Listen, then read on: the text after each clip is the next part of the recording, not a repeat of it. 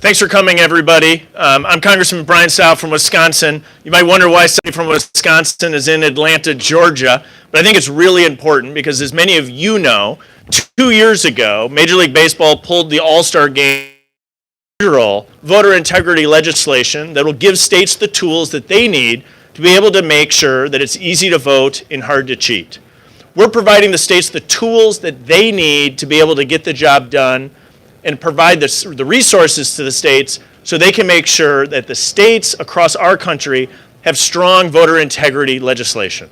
What does this mean? There's 3 key pillars of the bill. Number 1, we're providing the tools to the states that they need, as I've said. In particular, we're giving states access to federal resources such as the Social Security Death Database. When's a good time to remove someone from the voter rolls? When they die. You laugh. You laugh, but it should be this simple, but rest assured, there will be people that are going to push back against this common sense legislation. We saw people push back with false narratives right here in the state of Georgia 2 years ago. And the president's false narratives and the left's false narratives seeped into woke corporate boardrooms that made decisions off of the lies that were being strewn about Georgia's voter integrity bill. Our bill provides those resources to the states. It also uses Washington, D.C. as an example to make sure that we're giving an example to the country about how elections should be run, about making sure that voter ID is a core principle in our elections, about making sure that our voter rolls are maintained so that it's only eligible voters on the voter rolls, doing things like preventing non-citizens from voting. It's ridiculous to me that next year in Washington, D.C., an individual that's been in the United States for 30 years, they could be a Russian national working for the Russian embassy, an adversary to the United States of America, next year would be eligible to vote for mayor in Washington, D.C. I think American elections should be for Americans. And our bill does that, in particular in Washington, D.C., and provides the tools to states across the country. And it penalizes states that allow non-citizens to vote. I think this is a rational approach that Americans should be able to get behind to make sure that we're building confidence in our elections. And the final pillar of the bill, make sure that we're protecting free speech across this country, making sure that we're preventing foreign interference and foreign funds from coming into American elections, but also making sure that we don't allow the federal government to be weaponized to move forward the election proposals of the administration. We've seen the Biden administration weaponize federal agencies to advance political objectives. We're going to prevent that in this legislation.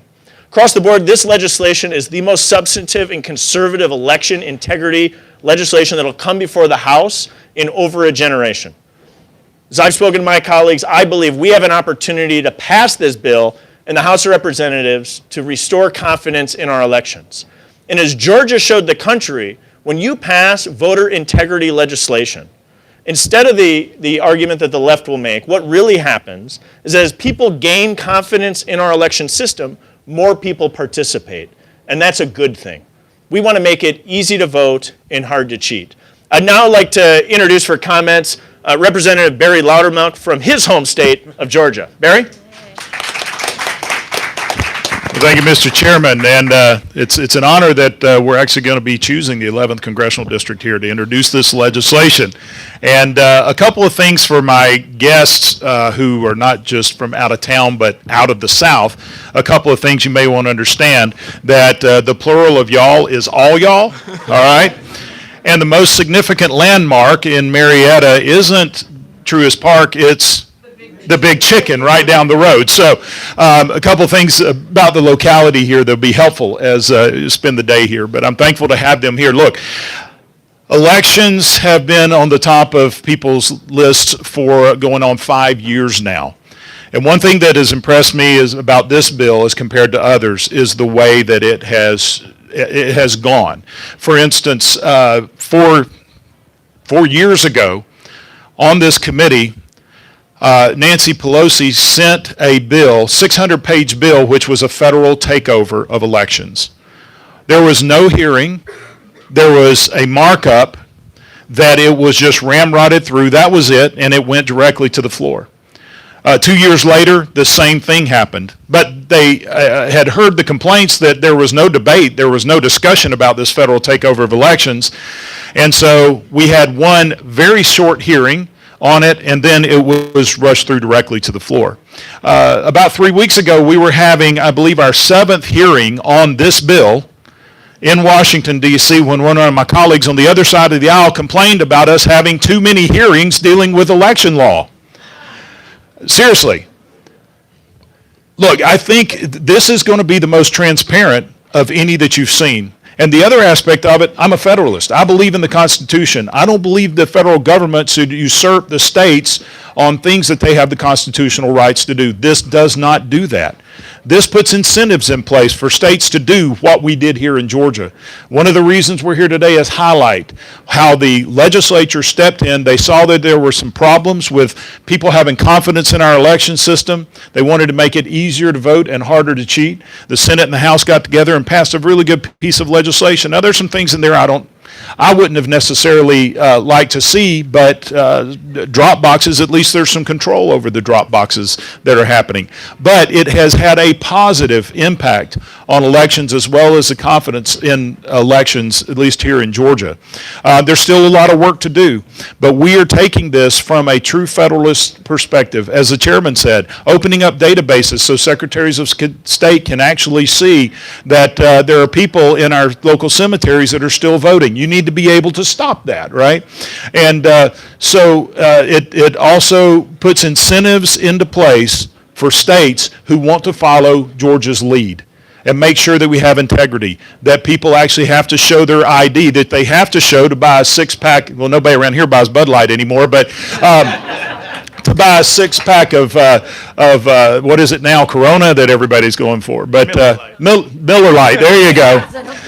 So it happened to be a Wisconsin one there. So, but you got to show an ID to buy alcohol, buy tobacco, but not to vote. And I can tell you that the voting has a greater impact on our nation than the others. And so very honored to have the team here highlighting this. We'll be having a hearing later today down in Atlanta. But thank you all for being here as well. And God bless. Thanks, Barry. I'd now like to introduce Congresswoman from Oklahoma, Stephanie Bice. Thank you. Thank you very much. I'm honored to be here with my colleagues to introduce the ACE Act. And I want to say that this is important legislation for a couple of reasons. Certainly you've heard the discussion around building confidence, and that's one thing that Oklahoma has. We have confidence in our election system, and it is because of some of the things that are in this legislation that we already do. Voter ID laws in Oklahoma were passed years ago by the voters because they recognized the importance of making sure when you cast that ballot, you are legally allowed to do so. So the voters supported that. Cleaning up the voter rolls. We have a Secretary of Elections back home that is very conscientious of this and wants to address it. So I think that us putting forward this legislation, encouraging the states to look at making those reforms, cleaning up the rolls, implementing voter ID. We don't have drop boxes in Oklahoma, so something that maybe other states do, but certainly is up for debate. But look, we need to make sure that we're doing everything we can to be able to run these elections securely, safely, and effectively. And in Oklahoma, I know on election night whether or not I've won an election, not days or weeks later. And so by instilling confidence in the elections, we bring back this process. We allow for people to know that the process works effectively, and this is the beginning of that process. And I want to reiterate what Representative Loudermilk mentioned. This is not federalizing elections like our Democrat colleagues tried to do with the John Lewis Voting Rights Act. This is giving the power to the states, which is exactly what the Constitution says we should do. So thank you for being here today. I'm looking forward to this afternoon's roundtable. Thanks. Thanks, Stephanie. Now I'd like to introduce the gentleman from Ohio, Mike Carey. Thank you. Well, good morning, everybody. I will tell you that as somebody that is an Ohio State graduate coming into Georgia and telling my dear friends, go Bucks, I just told them that I was going to Marietta. And Marietta is was the capital of the Northwest Territory in Ohio. So I didn't tell them I was coming to Georgia today, but listen, I'm really excited about what we're doing here with the ACE Act. I mean, this is very important. You've heard the other speakers, but this is something that's common sense. And as Stephanie mentioned, we in Ohio have a very secure election process. Part of being in Ohio, we are the crossroads of every single major election since the beginning of the state in 1803. So we have a process in place. This really mirrors what we're trying to do, what we've done at the state of Ohio, and we're just doing it nationally. And I think this is a really good process. But I think what's also important is what the chairman has done. We're talking about the idea of doing these field hearings, and I think this is consistent with what you've seen from our commitment to America as Republicans. We said we were going to do certain things, and if you elected us, we were going to deliver. And I think what you've seen from Kevin McCarthy, our speaker, from our leadership team, from our chairman, is that we are bringing these hearings out into the states to talk about the issues that are important, whether it's election integrity, whether it's taxation, whatever it is. But what we're doing today, and what you're going to see at the hearing, and I'm excited to be part of this bill signing, but what you're going to see is not just Republicans. You're going to see a tremendous amount. I think we have every Democrat that's in the committee that's going to be joining us today. But that shows what we're doing is moving this country forward on the issues that are important. So listen, as somebody from the Big Ten, being an SEC country, I'm very gracious of your welcoming to me here today, and I'm excited to sign on to this bill and look forward to chatting with you later. Thanks so much. Mr. Chairman. Administration has been working tirelessly to put together this legislation to help elevate and secure elections across America. Today, we are introducing legislation that will promote transparency, increase security, and make sure that states across the country have access to the tools and the resources and the best practices that they need to do elections right. So the chairman mentioned before coming to Congress, I served as Florida's Secretary of State. And as Florida's chief elections official, I had the opportunity to work with state and local election officials around Florida to ensure that we were providing transparency, accountability, security to all of those votes that were cast. I want to ensure, I now have the opportunity to chair the election subcommittee on the Committee on House Administration. And I want to ensure that we are taking those best practices, that we are taking those things that work, and we're sharing them with states across the country. You've heard today, because it's so important, that the ACE Act respects federalism. It respects the idea that states have the primary responsibility for administering elections.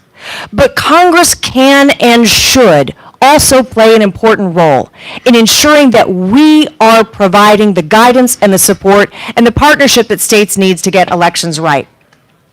So elections officials have a saying, and it is that elections are partisan, but elections administration is not.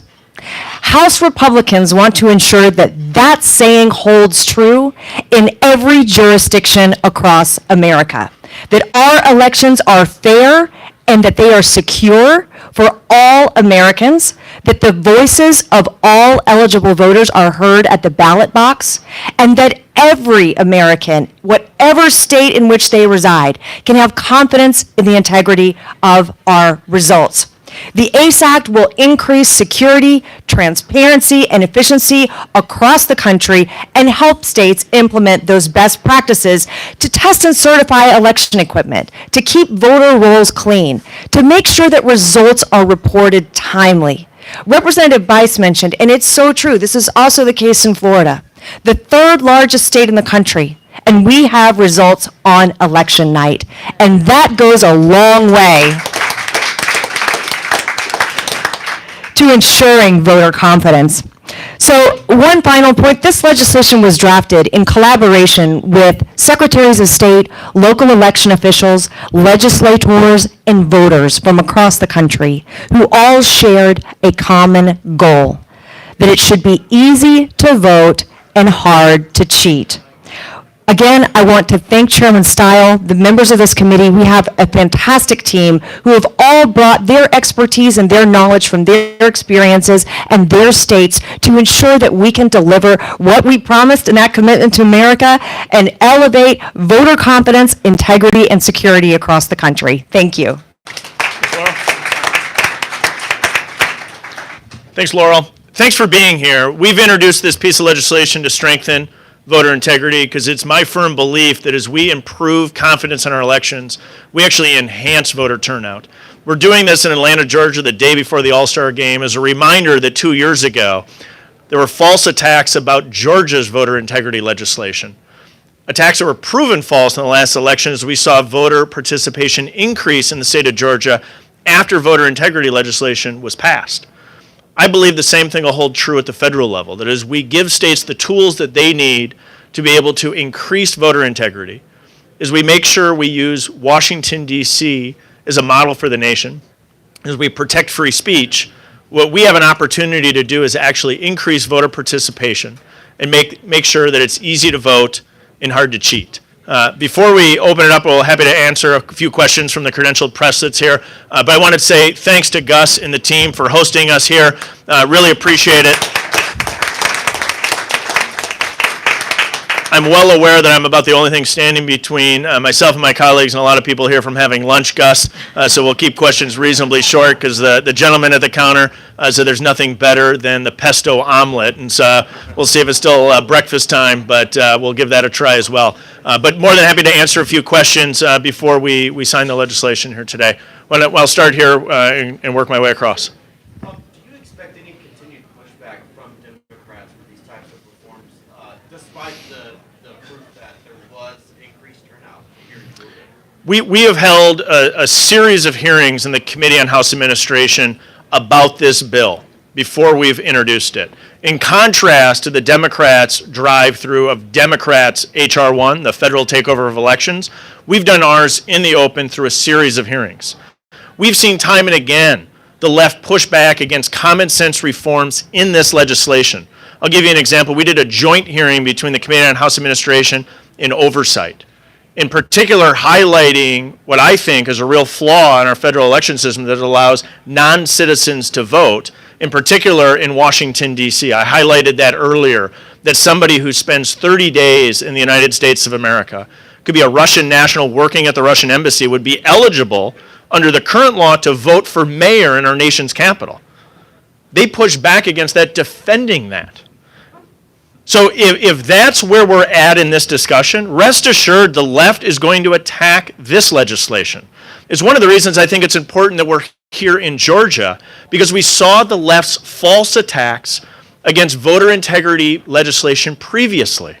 I have no doubt that the left is going to attempt to attack, to mislead, to disguise the work that we're doing. It's all the more important then that we're here in the open, holding hearings, not just in Washington, D.C., but here in Atlanta, Georgia, and across the country, so people have the opportunity to read, to review the legislation, and I hope you do that and share it with your friends and colleagues.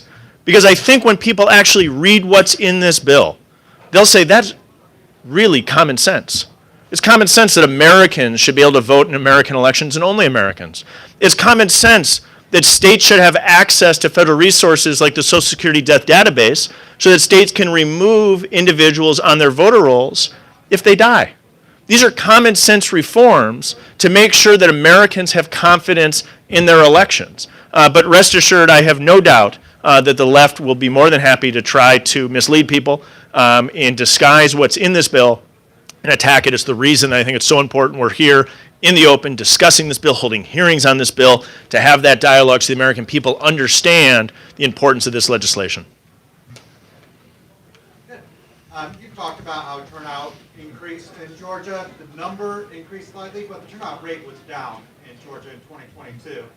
So does that really show that voter confidence and participation increased when the turnout rate did go down in 2022 compared to 2018 and compared to 2020? We saw total numbers increase. I'll reference you to another study. There was a study, it was either Georgia State or the University of Georgia, I can get you a chapter and verse on it, that actually then went back and did a study and said, how do people feel about the voter experience here in the state of Georgia? And the experience that people had is people liked the process in Georgia after the passage of the voter integrity legislation. And so I think that's an important piece of the puzzle as well. What we didn't see was the narrative of the left materialize. What we saw was people had confidence in the election here in Georgia. We saw turnout increase, and we saw people have a positive experience in voting here in the state of Georgia. Let Barry add something there. You also have to compare your elections. You're comparing a presidential election to a non-presidential election. Turnout is always higher in a presidential election, so you have to be fair and equitable in that. And let me also add on to what the chairman was talking about earlier when it comes to non-citizens voting. I brought up in the hearing that he was referencing, I went and I looked at the ordinances for Washington, D.C., and regarding who can run for office. The requirement to run for mayor of Washington, D.C. is to be a registered voter. So that Russian who works at the embassy could cut himself to part-time and actually be the mayor of Washington, D.C. under the current law and the way that they're operating things. Now think of the ramifications of an enemy state being someone who is loyal to them being mayor of the nation's capital, and what problems that could cause. So there's several aspects we have to look at. But when it comes to comparing numbers, you've got to compare those numbers. So when you look at the 2018 election versus the 2022, we had a significant increase in voter turnout.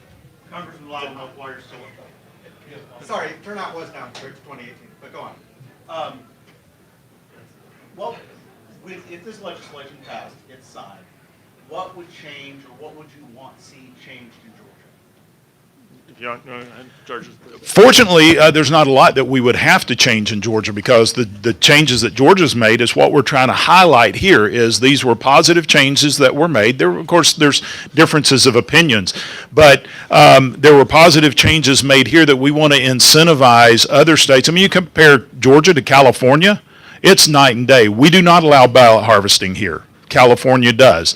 It takes weeks to find out who the next congressman is going to be from California. Quite often, who's going to be the majority is imbalanced because of states like California, because they take weeks and weeks because they allow same-day registration, they allow ballot harvesting, and that really not only cuts into the confidence people have in elections, but I think the integrity of elections. So when you look at states that do the right thing, we want to incentivize other states to do those. Thanks, Barry. And then a question for the chairman. In terms of, I've been trying to read the bill as quick as I can. No, that's fine. Is there anything that deals with software updates for voting machines? Software update for. It's become a debate. Yeah, we're making sure that the states have the tools that they need to be able to run their elections. In the federal side of this is providing the states the best practices and making sure that they have the resources that they need. Maybe one more here before we wrap. You all talked about incentivizing states to pass election security measures. Can you talk a little bit about what those incentives look like? What the incentive structure looks like? Yeah. Sure. So currently under federal law, there are HAVA funds that are provided to states in order for states to be able to run their elections. What we're doing is saying states that don't meet certain standards, that allow non-citizens to vote, aren't eligible for a portion of those HAVA funds, to make sure that states are getting in line. We're maintaining the Federalist principles, but what we're saying is if you're a state that is not operating with common sense voter integrity provisions, we're going to pull back that HAVA funding. And give you maybe a more specific example. States that allow non-citizens to vote or the nation's capital in Washington, D.C., the federal government shouldn't provide resources for them to be able to run a municipal elections with non-citizens voting. So we have an opportunity to pull funds back from states that aren't abiding by voter integrity provisions. Did you want to comment on that? Go ahead, please. And actually, just wanted to add on the prior question, one of the important things that the bill does is identify the Elections Assistance Commission as an entity that can help states with testing and certification of all elections-related equipment. So what we have now, some states have very evolved systems of testing and certifying their own election equipment, but the EAC will be a resource to provide those types of guidelines and technology assessments for any states who need it. And having those election systems tested, secure, along with pre- and post-election audits are some of the pieces that add to overall election integrity and security. Thanks, Laurel. Well, thank you, everybody, for being here. We look forward to hopefully seeing many of you at today's afternoon hearing, as well as maybe joining here for lunch. We're going to formally sign and introduce this legislation before we break for lunch, and then we'll see everyone at the hearing. Thanks, everyone.